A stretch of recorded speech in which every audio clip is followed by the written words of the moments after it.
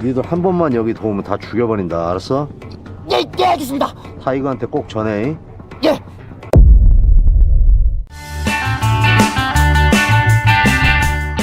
Kolok ngenyeng yang artinya kalian pasti sudah pada tahu. Halo guys, dimanapun kalian berada, apa kabar? Bertemu lagi dengan saya Pael, dan film kali ini ialah salah satu film favorit saya yang diperankan oleh Don Lee alias Ma Dong-suk. Film ini sendiri baru dirilis di tahun 2024 dan tentu saja menurut saya banyak sekali adegan menarik di film ini. Oke, tanpa banyak basa-basi langsung saja kita ke filmnya, dan inilah Pemburu di Tanah Gersang. Sang.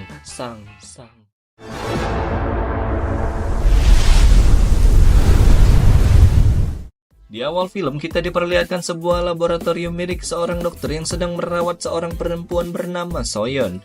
Lalu tiba-tiba lab dokter tersebut didobrak paksa oleh badan militer setempat. Dari sini kita dapat mengetahui ternyata dokter ini bernama Gisu. Dan Soyeon sendiri ternyata merupakan anak dari Gisu yang saat ini sedang sekarat. Gisu di sini sedang berusaha untuk menyuntikkan sebuah serum yang telah ia ciptakan sendiri. Namun perlu diketahui, ternyata Gisu ini merupakan dokter yang telah menewaskan lebih dari 100 orang akibat eksperimen gilanya. Dan tujuan orang-orang ini datang ke sini ialah untuk menangkap Gisu dan menghentikan aksi segala eksperimennya. Gisu pun berkata kepada para polisi tersebut bahwa eksperimennya telah berhasil. Ia pun berkata telah mencoba serum tersebut ke dirinya sendiri. Alhasil ketika Gisu berusaha untuk menyuntikkan serum tersebut ke tangan Soyeon, ia pun harus ditembak oleh salah satu dari polisi itu. Tiba-tiba terjadi gempa besar di tempat itu yang langsung membuat tempat itu hancur berantakan. Dan untungnya di sini Gisu tidak sempat menyuntikkan serum tersebut kepada Soyeon. Inilah awal mula dari kehancuran negara tersebut.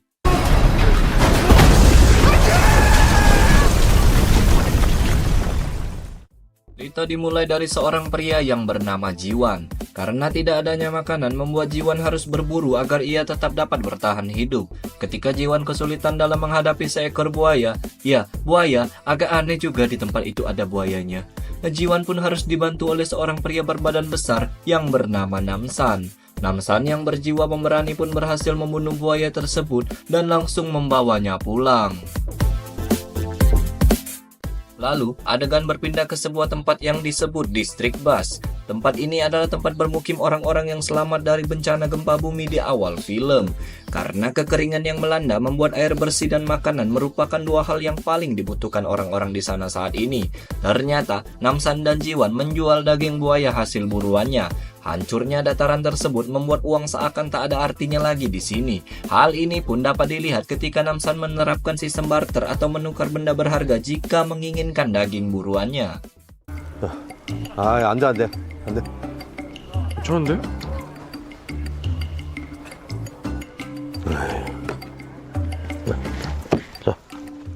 Tak lama kemudian datanglah seorang perempuan muda bersama neneknya.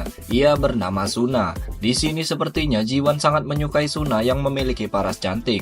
Berikutnya, sang nenek pun memberikan Namsan sebuah baju hangat yang ia jahit sendiri, dan Namsan menggantikannya dengan sejumlah daging. Lalu tiba-tiba muncul sekelompok orang yang mengendarai mobil. Dari pakaian dan gaya berkendara mereka yang ugal-ugalan, dapat dipastikan mereka bukanlah orang baik-baik. Benar saja, tujuan mereka ialah untuk menculik orang-orang yang menurut mereka dapat berguna di kemudian hari. Kemudian salah satu berandal itu melihat Suna. Ia langsung terpana dan ingin segera membawanya. Jiwan yang melihat hal itu pun tidak tinggal diam. Akibatnya mereka pun terlibat aksi perkelahian, di mana Jiwan yang kalah jumlah pun harus rela dipukuli oleh para berandalan itu. Melihat hal itu, Namsan pun akhirnya harus mengotori tangannya.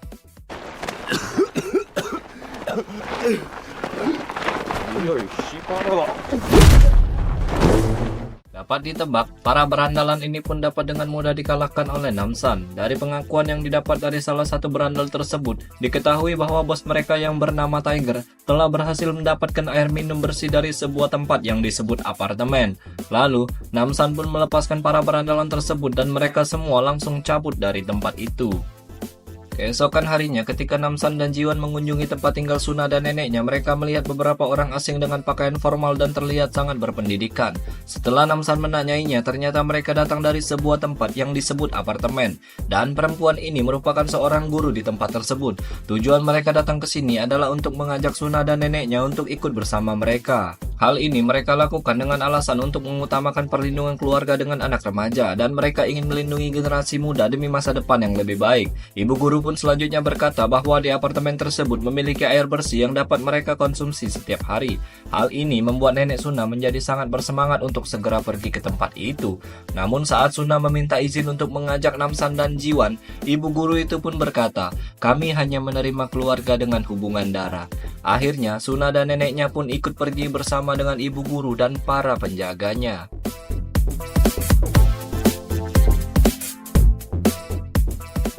Malam harinya ketika dalam perjalanan menuju apartemen yang dimaksud, Suna dan yang lainnya bertemu dengan anak remaja lain yang telah dikumpulkan dari wilayah yang berbeda. Mereka pun selanjutnya berjalan bersama menuju ke tempat yang disebut apartemen. Di sini Suna berkenalan dengan seorang gadis remaja yang bernama Juye. Karena mereka sama-sama masih berusia 18 tahun, Juye pun sangat berantusias dan mengajak Suna untuk berteman. Suna pun mengiyakan ajakan ini dengan wajah yang tersenyum. Setelah berjalan cukup lama, nenek Suna yang sudah tua pun merasa tak kuat untuk berjalan lebih lama lagi. Akhirnya ibu guru pun berkata bahwa nenek Suna sebaiknya pergi bersama dua penjaganya ke sebuah klinik milik kelompok mereka yang berada tak jauh dari sana untuk beristirahat. Kemudian, ibu guru berkata kepada Suna untuk jangan khawatir karena besok ketika pagi hari, nenek Suna akan diantarkan menuju apartemen juga. Skin kembali ke Jiwan. Saat sedang berburu bersama Namsan di malam hari, ia secara tak sengaja melihat nenek Suna yang dibunuh oleh dua orang pria, di mana Jiwan teringat bahwa kedua pria ini merupakan para penjaga dari si ibu guru yang sebelumnya telah membawa Suna dan neneknya. Selanjutnya, saat kedua pria tersebut melihat kedatangan Jiwan, mereka pun langsung menembaknya dengan menggunakan pistol. Namun beruntung Namsan langsung datang menyelamatkannya. Yang membuat aneh adalah ketika salah satu penjaga tersebut telah tertusuk pedang yang dibawa Namsan, mereka masih dapat berdiri dan seakan tidak merasakan sakit sama sekali.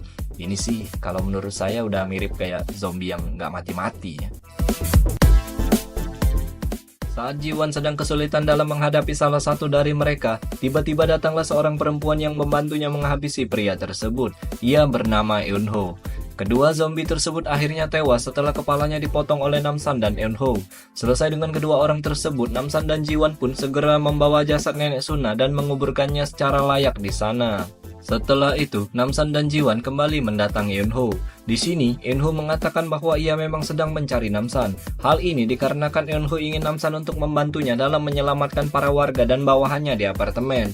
Eunho pun menceritakan bahwa dulunya ia merupakan sersan dalam pasukan khusus angkatan udara. Saat sedang berkeliling dengan anggotanya menggunakan helikopter, Eunho melihat ada sebuah apartemen yang ternyata tidak rusak oleh gempa. Selanjutnya mereka bersama dengan orang-orang yang selamat kembali menata ulang apartemen tersebut.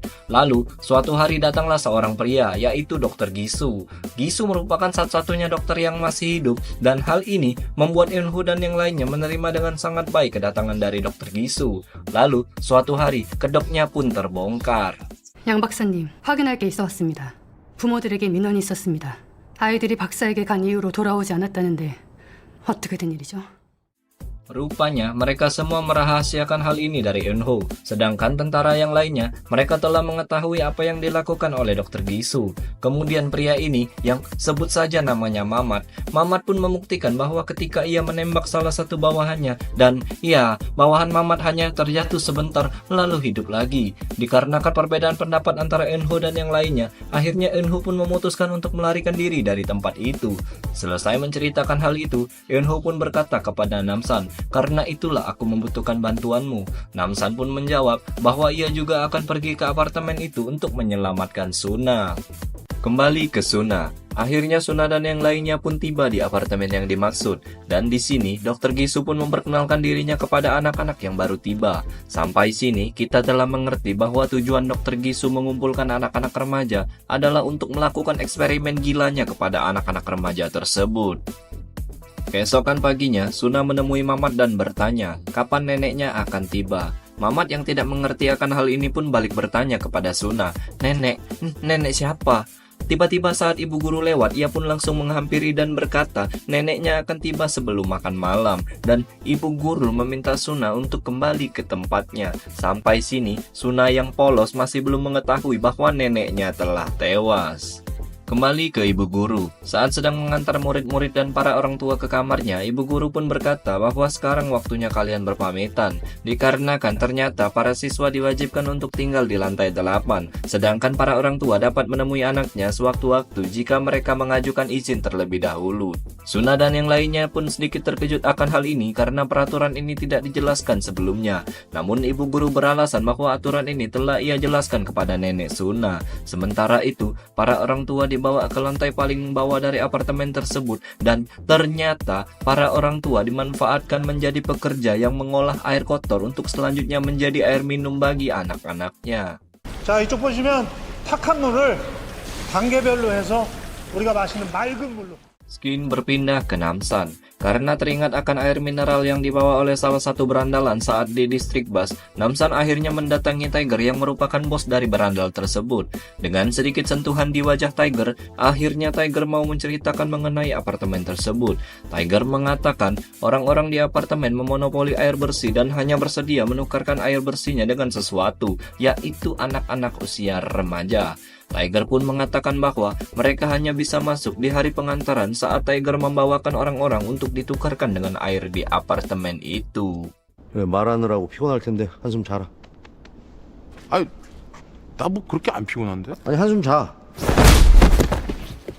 Adegan selanjutnya berpindah ke Suna dan Juye yang sedang memperkenalkan diri mereka di depan kelas. Di sini Suna nampak agak aneh, dikarenakan ketika Juye memperkenalkan dirinya, para siswa lain pun tidak merespon dan hanya diam dengan wajah yang sangat datar. Lalu ketika Suna duduk, Suna melihat luka di belakang telinga para siswa dan luka ini sangat mirip dengan luka yang dimiliki oleh Mamat. Lalu ketika Dr. Gisu mendatangi kelas, Gisu melihat Suna yang tidak meminum air mineral yang telah diberikannya. Gisu pun meminta Suna untuk menghabiskan air yang dimurnikan khusus untuk mereka. Namun di sini Suna sepertinya masih belum meminum air tersebut. Kayaknya sih air itu mengandung senyawa kimia ya, yang intinya nggak baik untuk tubuh mereka. Kembali ke si Mamat. Mamat saat ini baru saja menerima sebuah suntikan dari serum milik Dr. Gisu. Mamat pun berkata pada Dr. Gisu bahwa dua orang anak buahnya yang sebelumnya ikut menjemput Suna sudah sekitar 20 jam belum kembali. Dan hal ini bisa membahayakan mereka berdua jika terlambat mendapatkan serumnya. Sampai sini kita pun mengetahui bahwa orang-orang yang telah dirubah menjadi kebal seperti zombie selanjutnya akan hidup bergantungan pada serum dari Dr. Gisu. Lalu, Mamat pun berkata pada Dr. Gisu, sampai kapan mereka harus bergantungan pada serum ini? Karena sekarang anak-anak sudah sulit untuk ditemukan. Dr. Gisu pun meminta Mamat untuk bersabar karena eksperimennya sudah hampir selesai, katanya. Adegan kembali ke Suna. Saat siswa lain sedang tidur, Suna yang khawatir akan neneknya pun menyelinap keluar kamar dan membawa tasnya. Selanjutnya, Suna pun menyusup masuk ke dalam ruangan milik Dr. Gisu. Dan di sini, Suna melihat bahwa Juye sedang dalam kondisi terbaring tidak sadarkan diri. Dan tubuh Juye telah dipasangi alat-alat milik Dr. Gisu. Tak lama kemudian, Dr. Gisu pun kembali ke ruangannya. Kali ini, Dr. Gisu datang bersama kedua orang tua dari Juye, yang sangat ingin bertemu dengan Juye. Melihat Juye dalam kondisi seperti itu, kedua orang tuanya pun merasa khawatir dan ragu dengan Dr. Gisu. Akhirnya, Dr. Gisu pun menunjukkan sesuatu, yaitu putrinya yang telah meninggal dan ia buat seakan hidup kembali. Karena ketakutan melihat penampilan putri Dr. Gisu, kedua orang tua Juye pun ingin melepaskan alat-alat yang terpasang di tubuh Juye. Akibatnya tubuh Juye menjadi kejang-kejang dan tidak terkendali. Juye pun tewas saat itu juga. Selanjutnya dapat ditebak karena kemarahannya akibat risetnya yang telah digagalkan, Dr. Gisu pun langsung menikam ayah dari Juye. Lalu, ibu Juye yang ingin melarikan diri langsung ditembak oleh Mamat. Suna yang sedang bersembunyi di sana pun melihat semua kejadian itu dan ia tetap berusaha diam agar tidak ketahuan. Namun tiba-tiba, keberadaan Suna pun berhasil diketahui oleh Dr. Gisu.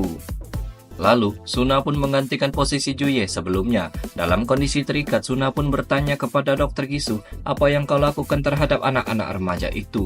Dr. Gisu pun menjelaskan bahwa di belakang telinga anak-anak remaja terdapat sebuah kelenjar yang bernama pituitari, di mana kelenjar tersebut merupakan kunci bagi risetnya, tentunya dengan sedikit penyempurnaan. Dan air mineral yang diberikan pada mereka merupakan air yang telah dicampur dengan obat yang dapat menyempurnakan kelenjar tersebut. Berikutnya, Suna Suna kembali menanyakan soal neneknya. Di sini, Dr. Gisu pun akhirnya jujur bahwa mereka harus memusnahkan yang lemah dan tak berguna. 신인류가 도래하려면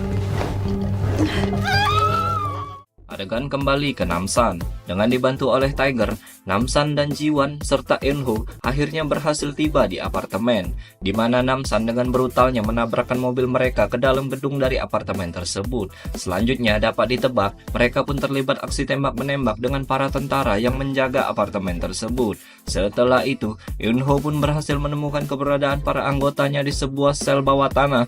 Namun ternyata seluruh anggota Eunho telah berubah menjadi zombie yang tidak mengenalinya lagi. Akibatnya semua anggota Eunho pun harus ditembak mati oleh Namsan dan Jiwan.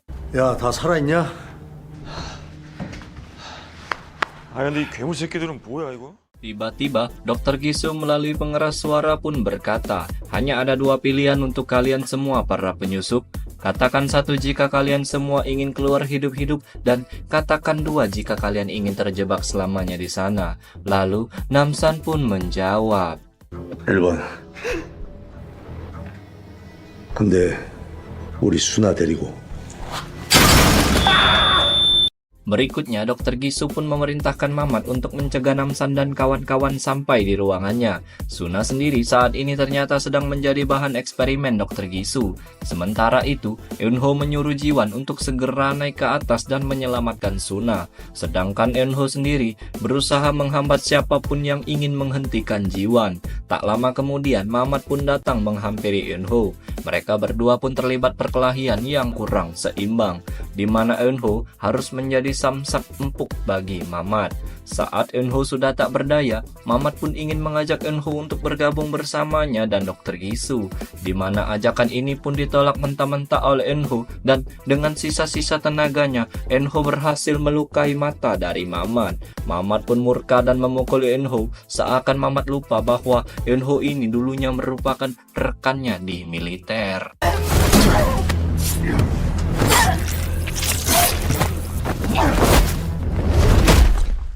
Lalu ketika Jiwan sedang menuju ke ruangan Dr. Gisu, ia dicegat oleh Mamat. Beruntung Namsan juga tiba di sana. Lalu Namsan pun berkata, "Jiwan, kau pergilah, biar orang ini aku yang urus."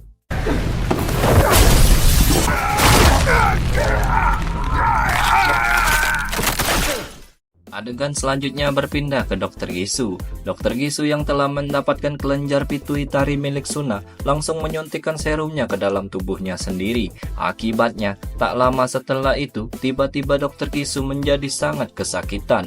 Di sini, Suna pun menjelaskan bahwa sesungguhnya Suna tidak pernah meminum air yang diberikan olehnya. Mampus. Selanjutnya, Jiwan yang dibantu oleh ibu guru berhasil tiba di ruangan Dr. Gisu. Namun sekarang, dengan pisau bedah di tangannya, Dr. Gisu mengancam untuk membunuh Suna jika Jiwan tidak menurunkan senjatanya.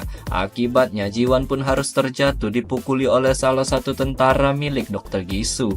Berikutnya, Dr. Gisu meminta ibu guru untuk segera membereskan putrinya, yaitu Soyeon. Nampaknya, Dr. Gisu ingin melarikan diri dari tempat ini. Namsan yang baru saja tiba di ruangan Dr. Gisu melihat Dr. Gisu dan ibu guru yang ingin melarikan diri. Namsan pun berusaha untuk menghentikan mereka. Dari kejadian ini, si ibu guru terluka akibat tembakan Namsan. Di sini kita dapat melihat betapa egoisnya seorang Dr. Gisu, di mana ketika ibu guru meminta Dr. Gisu untuk menyuntikkan serum ke tubuhnya agar ia bisa bertahan hidup, Dr. Gisu malah melemparkan sebuah granat ke arah ibu guru. Beruntung Jiwan yang berada di sana melihat hal itu dan langsung melindungi dirinya dengan sebuah meja yang terbuat dari besi.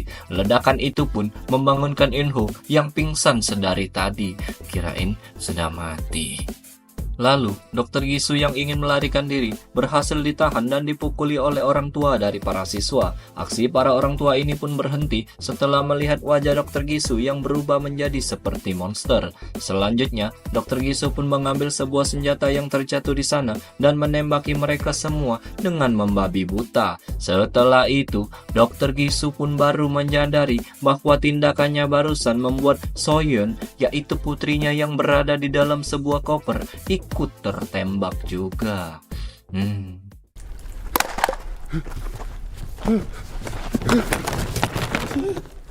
Tak lama kemudian, Suna bersama dengan Jiwan dan Enho pun tiba di sana. Dr. Gisu dengan perasaan sedih, kecewa, dan marah langsung mengarahkan senjatanya ke mereka. Lagi-lagi, ada Namsan yang langsung menembak mati Dr. Gisu dari belakang. Setelah kematian Dr. Gisu, hujan pun akhirnya turun. Hal ini menandakan sebuah kehidupan baru telah menunggu mereka di depan. Film pun tamat. Sebenarnya ending dari film ini cukup menarik, di mana Dr. Gisu yang awalnya berniat untuk menolong putrinya, malah ternyata ia sendirilah yang akhirnya menewaskan putrinya. Dari kejadian ini dapat kita tarik suatu kesimpulan, jangan gegabah dalam melakukan sesuatu, karena sesungguhnya segala perbuatan yang ingin dilakukan haruslah dipikirkan secara matang terlebih dahulu. Oke, saya Pak El, satu-satunya kru yang bertugas. Sampai jumpa di video berikutnya. Bye.